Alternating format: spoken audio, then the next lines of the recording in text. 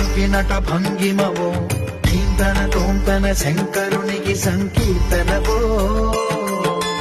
ఈశ్వరుడే అనునిత్యం తనలో తలచుకునే ఓంకారమువో శివ హృదయం కరిగించే ఆ పంచాక్షరివో నీ మదిలో మహదే